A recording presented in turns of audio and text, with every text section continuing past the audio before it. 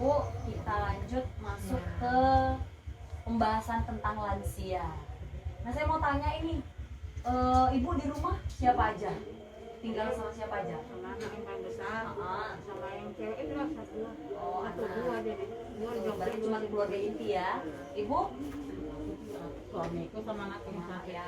Kalau Ibu? Saya ada 3 keluarga. Ah, Satu nenek, ah, adik ipar, ah. saya sekeluarga. Oke. Umur berapa? Nenek? Umur hampir 80. Panjang umur ya, 80-an. Kalau Bu Irma saya sudah tahu, Ibu juga saya sudah tahu karena di sini kan gitu. Tunggu aja Nah, ya. saya mau tanya nih, kalau nenek biasanya kita sebut apa itu, Bu? Kita baru tuh. Nenek, Iya, nenek, kami di mama. iya, mama. Masuk juga ke dalam kategori lanjut usia karena kan umurnya sudah 80 ya, Bu ya. Cinta kan? Nah, saya mau tanya nih, Bu, yang Ibu tahu ini ya, yang Ibu tahu ya, lansia itu bisa ada di mana aja, Bu, sih, Bu?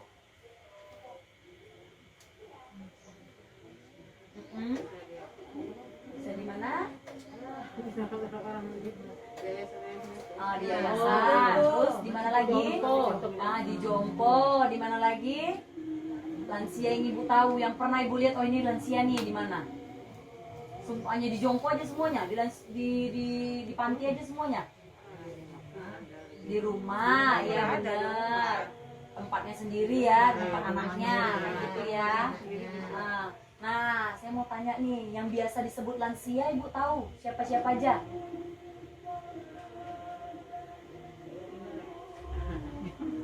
Oke, ibarat kali orang nih kan, oh, ini lansia nih, ya. Kayak gitu ya.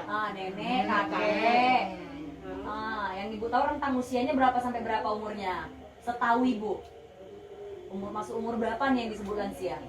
70-an. Menurut Ibu berapa rentang umur makanya Ibu sebut dia lansia? 70-an. Ibu? Kami dari gereja 60 ke atas sudah 60 ke atas. Oke, nggak apa-apa, nggak ada yang salah. Kalau menurut Ibu namanya pendapat saya tanya ya kan? Ibu, menurut Ibu lansia umur berapa? 70-an ya. Oke, terima kasih ya Bu buat jawabannya. Nah, kita lihat coba di sini. Pengertian lanjut usia. Apalagi untuk Ibu ya, ini penting. Ibu juga punya orang tua, punya mertua ya, diterapkan nanti. Menurut Organisasi Kesehatan Dunia atau sering kita sebut WHO, itu batasan terhadap lansia itu mereka bagi 4. Ini menurut WHO ya Bu ya. Oke, yang pertama itu adalah usia pertengahan, 45 sampai 59. Nah, WHO 45 sampai 59 itu sudah usia pertengahan. Paham ya Bu ya? Yang kedua itu lanjut usia. Dia masuk 60 sampai 74. Oke. Nah, yang selanjutnya itu adalah lanjut usia tua, 75 sampai 90. Berarti orang tuanya yang si nenek masuk ke sini ya Bu ya. Lansia tua ya. Nah, selanjutnya itu adalah lansia sangat tua di atas 90 tahun. Ada tidak tetangga yang pernah dijumpai segini umurnya? Ada ya? Nenek kita. Ya, nenek. Ada lagi yang lain yang pernah lihat? Gak ada lagi. Cuma 2 itu tapi udah tinggal 2. Sepengetahuan Ibu, kalau sudah lansia ini keadaan kondisi dirinya itu bagaimana sih Bu? Ya udah lemah lah fisiknya Bu. Lemah fisiknya, udah lemah, terus sering sakit-sakitan. Sering sakit-sakitan, terus Udah pikun, sudah mulai pikun. pikun. Terus Bu, ada lagi yang lain? Ada lagi? rentan. Sudah rentan. Oke. Nah, di sini ini kita lihat lagi menurut Undang-Undang Nomor 13 Tahun 1998. Ini kan beda ya. Tadi yang menurut WHO. Ini kita lihat lagi menurut Undang-Undang Nomor 1398. Itu dia di pasal 1 ayat 2 Bu, lanjut usia adalah seseorang yang telah mencapai usia di atas 60 tahun. Nah, beda-beda kan? Menurut ini, menurut itu. Tadi WHO bilang dia terbagi 4. Kalau menurut undang-undang ini dia terbagi menjadi dari 60. Tapi Bu, catatan ya Bu ya. Kalau PKH berapa Bu lansia umurnya yang masuk kategori? 70. Nah, itu tadi menurut mana yang dicaplok. Beda ya Bu ya. Jangan karena menurut si undang-undang yang ini 60 tahun, loh Bu, kenapa PKH jadi 70 kan gitu ya. Kita lihat, kita caplok yang mana. Paham ya Bu ya? Tadi kalau Ibu mau pakai yang menurut WHO tidak masalah. Tadi saya bilang sama Ibu, kalau menurut Ibu lansia 60 tahun, yang penting tidak menyalahkan aturan. Ibu bilang saya pula lansia, kan itu udah lain. Tapi kalau masih memang 60, kan memang kita lihat umur sekarang 60 pun sudah seperti Ibu tadi bilang penurunan fisiknya. Kan seperti itu ya. Nah, kalau di lansia PKH itu 70 tahun. Nah, kita pakai yang 70 tahun. Berbeda-beda ya, Bu ya, jangan disama-samain ya. Nah, yang ayat ketiga itu dibilangnya adalah lanjut usia potensial. Ya, di sini dibagi 3 ya, Bu ya. Tadi di sini bagi 4, sini bagi 3. Lanjut usia potensial itu di mana lanjut usia yang masih mampu melakukan pekerjaan atau kegiatan yang dapat menghasilkan barang atau jasa. Nah, selanjutnya itu adalah lanjut usia tidak potensial, dikebalikan dari yang potensial. Dia itu lanjut usia yang tidak berdaya mencari nafkah sehingga hidupnya bergantung pada orang lain. Nah, saya mau tanya nih, Ibu, nenek yang di rumah masuk ke yang mana lah kalau yang di sini? Kalau tadi kan yang di sini ini nih masuknya nih. Kalau yang di sini masuk ke yang mana dia? Kan kalau dari segini tidak mungkin lagi ya, karena kan umur 60, terus sudah 80 ya, Bu ya. Masih potensial atau tidak? Masih ya, berarti masih bisa kerja? Enggak. Kebutuhan sehari-hari? Masih bisa kerja? Masih ya? Oke. Kalau apanya Ibu, nenek? Oh, masih bisa. Oh, berarti kegiatan sehari-hari tidak perlu dibantu. Ada di sini yang pernah jumpa lansia yang sehari-harinya aja masih perlu dibantu. Misalnya sehari-harinya apa, makan aja pun harus disuapi. Kan ada gitu ya? Pernah lihat tidak atau pernah tahu tidak? Ada nggak tetangga yang seperti itu? Tapi kan masih bisa jalan-jalan aja, tapi dia pikun aja. Tapi nggak bisa lagi kerja ya, maksudnya nggak bisa menghasilkan barang atau jasa ya. Punya Ibu juga nggak bisa ya lansianya ya. Oke, nah itu dia. Saya mau tanya nih Bu, kira-kira kenapa sih lansia itu harus diperhatikan Bu? Udah kayak macam anak balita lagi lah dia, maka mesti diperhatikan lagi. Sudah seperti anak balita. Kalau menurut Ibu? Semakin tua kan semakin banyak. Udah takut jatuh kan, itu harus diperhatikan. Oke, karena takut jatuh jadi harus diperhatikan. Ibu? Udah mendapat apa penyakit, jadi harus kita Ya seperti yang tadi berarti ya, kayak kata Ibu tadi ya, rentan terhadap penyakit gitu ya. Kalau menurut Ibu kenapa harus kita perhatikan lansia? Kalau di apa tuh karena kebetulan bapak kami pun udah tua 80 kan udah pikun nih, karena udah pikun harus dikasih makan, harus diingatkan daya ingatnya udah apa Kurang ya. Nah, kalau menurut Ibu kenapa nih kita harus peduli dengan lansia? Gak apa-apa.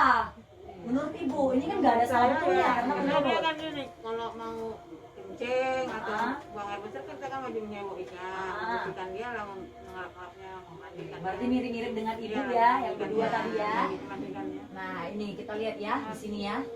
Mengapa harus peduli kepada lansia? Amanat Undang-Undang Nomor 13, kembali lagi kita ya Bu ya, Nomor 13 1998 tentang kesejahteraan lansia memiliki hak yang sama dalam kehidupan bermasyarakat, berbangsa dan bernegara. Jadi kita sama semuanya haknya. Mau ibu yang umur segini, mau anak balita yang tadi saya ceritakan, kita ada anak konteksnya umur anak, ada juga yang dia lansia, mau dia yang umur berapapun, dari dalam kandungan pun kita sudah punya hak ya Bu ya. Nah itu tadi, kita punya kesamaan hak. Jadi itulah alasan kenapa kita harus peduli terhadap lansia. Sama kayak Ibu bilang tadi, dia harus makan, dibantuin. Nah dia masih berhak makan kan Bu, karena masih hidup. Kan gitu ya, yang namanya makhluk hidup harus makan. Jadi dia masih berhak Bu untuk makan ya Bu ya, walaupun dia tidak mampu lagi untuk makan, nggak bisa makan sendiri, tapi dia masih berhak untuk makan. Itulah kenapa Ibu harus membantunya untuk makan. Kita punya hak. Oke, kita lanjut yang kedua, itu adalah jumlah lansia yang terlantar itu meningkat Bu. Ya, banyak sekali yang menelantarkan lansia sekarang ini. Ya mudah-mudahan Ibu kalau punya orang tua, ini juga nasihat buat saya, ini modulnya cukup bagus. Nah, tadi di usia lansia yang tadi di sini kita terserah Ibu lah. Mau pakai yang umur berapa, pokoknya Ibu anggap itu lansia aja, jangan coba-coba untuk ditelantarkan Bu. Karena lihat nih datanya, dia itu dari 2015 sudah 16 juta lansia Bu, setidaknya. Bayangkan ya, 16 juta lansia. Nah, belum tentu di dalam satu keluarga itu mampu untuk merawat. Apalagi tadi ibu bilang dia itu butuh untuk seperti anak kecil lagi ya, kembali ke akil balik ya bu ya. Nah bayangkan aja kalau anak kecil tidak bisa kita rawat, kan gitu ya. Nah setidaknya bu 2,8 juta lansia itu yang terlantar dan 4,6 itu yang berpotensi, yang kemungkinan, yang rentan seperti kata Bu Nur. Bayangkan dari 16 juta 2,8 kan termasuk besar ya bu ya. Sisanya ada 13 sekian. Nah dikurangin lagi bu 4,6 berarti sekitar 9, sekian juta lah dia yang dirawat. Salah satunya ibu lah yang masih merawat ya, dan ibu-ibu yang lain yang belum menelantarkan. Yang namanya terlantar itu seperti apa bu? Iya, dibiarin seperti itu aja, kan gitu ya. Tidak diurus. Dia makannya pun ya udah letakkan aja di situ. Udah tahu kita dia nggak bisa makan. Itu akibat karena anaknya gengsi. Iya bener. Ada dia yang mungkin karena uangnya banyak dikasih ke jompo, ke panti, ya kan? Akibat gengsi tadi. Itu dia tadi. Nah, selanjutnya yang keempat itu adalah data menyebutkan lansia mengalami kekerasan dan penelantaran. Nah, bukan cuma anak aja loh bu yang sering dapat kekerasan, atau bukan cuma suami sama istri atau sebaliknya istri sama suami. Nah, lansia ini pun rentan terhadap kekerasan, rentan terhadap penelantaran. Karena dia kan udah balik ke seperti anak-anak. Iya, sudah kembali ke anak-anak. Jadi kita jadi yang ngurus ini kan emosi bawaannya, makanya itulah tadi kekerasan tadi ya. Iya. Tapi bu jangan lupa selanjutnya, lansia adalah orang tua yang membesarkan dan mendidik dengan kasih sayang. Ibu bilang dia adalah akil balik ya, kalau istilahnya bilang orang ya. Dia kembali lagi ke akil baliknya. Dia pernah jadi orang tua, kan gitu ya. Kita pernah jadi anak. Nah sekarang tertukar ini, dia kembali ke kayak anak-anak, kita makin tua. Nah kan jadi terbalik ini ya.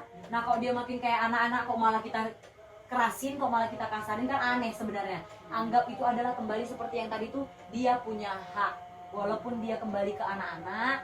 Dan ingat lagi bu, kita pun nanti ada masanya untuk jadi lansia.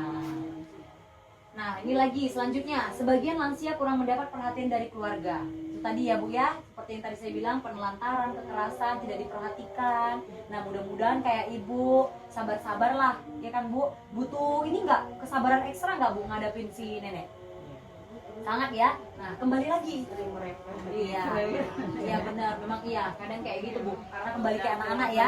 Tapi balik lagi bu, ingat menurut undang-undang ada undang-undangnya loh bu yang mengatur, kan gitu ya. Kita itu punya hak yang sama selagi masih di Indonesia.